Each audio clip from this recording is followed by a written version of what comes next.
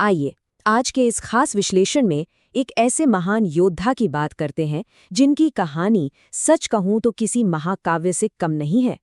एक ऐसा नायक जिसने सिर्फ कुरुक्षेत्र के मैदान में दुश्मनों से ही नहीं बल्कि अपनी किस्मत से, अपनी नियति से भी जीवन भर लड़ाई लड़ी। दानवीर कर्ण नाम तो सुना ही होगा।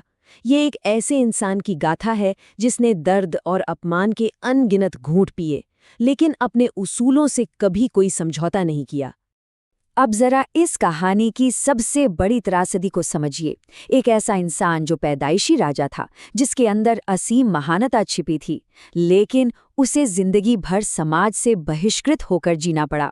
पैदा होते ही उसे उसके सबसे बड़े और जन्मसिद्ध अधिकार से दूर कर दिया गया।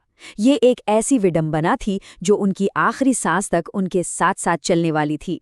उनके जीवन की कड़वी सच्चाई कुछ ऐसी थी कि वो दो बिल्कुल अलग अलग दुनियाओं के बीच में फंसे रहे।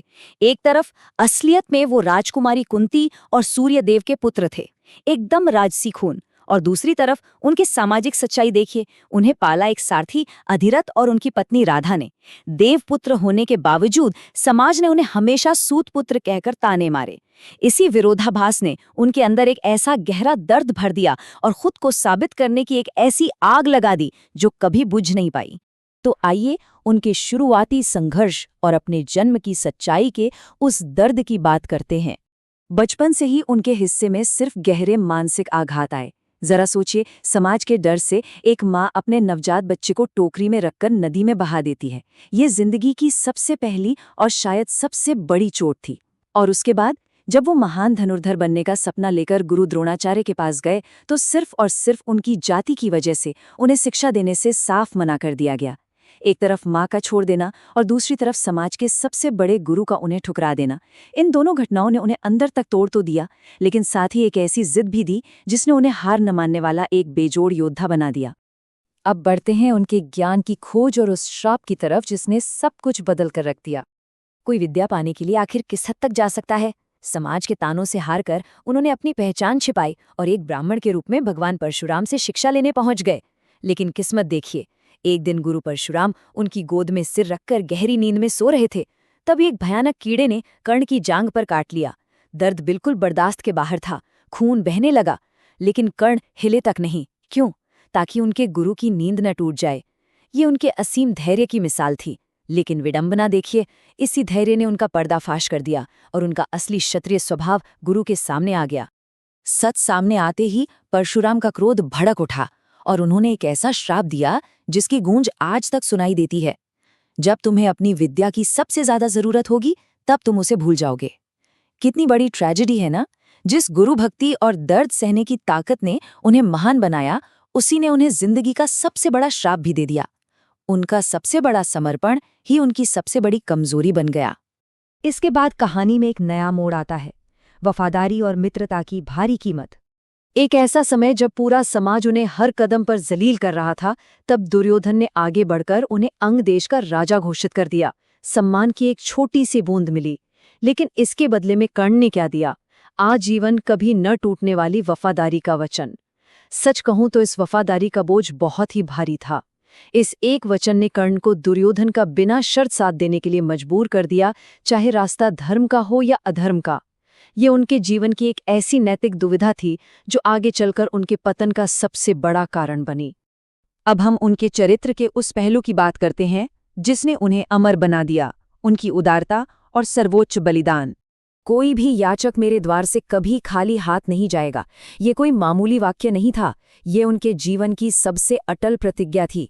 उनके व्यक्तित्व का यह हिस्सा उनके शानदार युद्ध कौशल से भी कहीं ज्यादा बड़ा था। दान देने की यह अटूट जिद उनकी सबसे बड़ी ताकत तो थी ही, पर किस्मत का खेल देखिए, यही उनके विनाश का सबसे बड़ा हथियार भी बन गई। दान की ये सीमा सच में दिल दहला देने वाली है। होता क्या है कि देवराज इंद्र एक ब्राह्मण का वेश बनाकर आते हैं और कुछ मांगते हैं। और मांगते भी क्या है? कर्ण के जन्मजात अजय कवच और कुंडल। ये वो दिव्य कवच थे जो उनके शरीर से जुड़े हुए थे, जो उनके जिंदा रहने की इकलौती गारंटी थे। कर्ण बहुत अच्छे से जानते थे कि ये कवच देने का सीधा सा मतलब है अपनी मौत को बुलावा देना। फिर भी चेहरे पर एक हल्की सी मुस्कान लिए उन्होंने अपने ही शरीर को चीरकर वो कवच और कुंडल दान कर दिए। इसी सर्वोच्च बलिदान के कारण इतिहास ने उन्हें एक खास उपाधि दी, दानवीर। दानवीर यानी सबसे बड़ा दाता, एक ऐसा इंसान जो अपना सब कुछ लुटा दे, यहाँ तक कि अपनी जान की परवाह भी न करे। ये एक ऐसा पल है जो हमें सोचने पर मजबूर कर देता है कि कोई इंसान अपने उसूलों के लिए, अपने वचनों के लिए आखिर किस हद तक जा सकता है। और अब बात करते हैं उनके जीवन की सबसे बड़ी आंतरिक पीड़ा और उस अंतिम युद्ध की। ये सच में एक दिल तोड़ने वाली सच्चाई थी, जिस पहचान और परिवार के लिए कर्ण जिंदगी भर तरसते रहे। जब उन्हें पता चला कि वो खुद सबसे बड़े पांडव हैं, तब तक बहुत बहुत देर हो चुकी थी। उस दर्द का अंदाजा लगाना भी मुश्किल है जब आपको पता चले कि रणभूमि में जिनके खिलाफ आपको हथियार उठाना है, वो कोई और नहीं, आपके अपने सगे भाई हैं। फिर भी दुर्योधन को दिए गए वफादारी के वचन के सामने उन्होंने अपने खून को नहीं, बल्कि अपने उसूलों को चुना। अगर हम उनके जीवन की त्रासदियों को ध्यान से देखें तो ये एक ऐसा चक्रव्यूह लगता है जिसे खुद नियति ने उनके लिए रचा था। जन्म के तुरंत बाद माँ का त्याग, फिर द्रोणाचार्य का उन्हें ठुकराना, उसके बाद परशुराम का वो भयानक श्राप, फिर अपने रक्षा कवच का दान कर देना और अंत में रणभूमि में रथ के पहिए का धंस जाना। ये पूरी की पूरी टाइमलाइन साफ दिखाती है कि कैसे हर कदम पर किस्मत उनके खिलाफ खड़ी थी। कुरुक्षेत्र में उनका अंत कोई अचानक हुई घटना नहीं थी, बल्कि इन सारी कड़ियों ने मिलकर उनके पतन की कहानी बहुत पहले ही लिख दी थी। और फिर वो अंतिम क्षण आ ही गया। कुरुक्षेत्र की उस लाल मिट्टी में उनके रथ का पहिया धंस जाता है। वो नीचे उतरकर उसे निकालने की कोशिश करते हैं और ठीक उसी पल परशुराम का वो पुराना श्राप अपना असर दिखा देता है। उनकी बरसों की सीखी हुई सारी दिव्य विद्याएं उनके दिमाग से मिटने लगती हैं। वो पूरी तरह से निहत्थे हो जाते हैं और उसी बेबसी के पल में उनके सबसे बड़े प्रतिद्वंदी अर्जुन का प्रहार होता है। वो महान नायक जो शायद कभी किसी से नहीं हार सकता था, अपनी नियति और उस श्राप के आगे वीर गति को प्राप्त हो जाता है। अंत में बात करते हैं महानता के उस अमर संदेश की जो कर्ण हमारे लिए छोड़ गए। इस पूरी महागाथा का निचोड़ कुछ बहुत ही खास बातों में छिपा है। पहली बात तो ये कि इंसान अपने जन्म या अपनी जाति से नहीं, बल्कि हमेशा अपने कर्मों से महान बनता है। दूसरी बात, रास्ते में कितनी भी मुश्किलें क्यों ना आएं, वो किसी की सच्ची प्रतिभा को कभी रोक नहीं सकती। तीसरी और बहुत गहरी सीख ये है कि सच्चा दान वही है जिसमें आपको अपना सब कुछ न्यौछावर करना पड़े। और सबसे आखिर में अपने वचनों और अपनी दोस्ती के प्रति पूरी तरह से अटल रहना। यही वो वजह है जिनके कारण एक इतनी बड़ी ट्रेजेडी होने के बावजूद आज भी इतिहास में उनका नाम सबसे ज्यादा सम्मान के साथ लिया जाता है। तो हमारे आज के इस विश्लेषण का अंत एक बहुत ही गहरे सवाल के साथ होता है।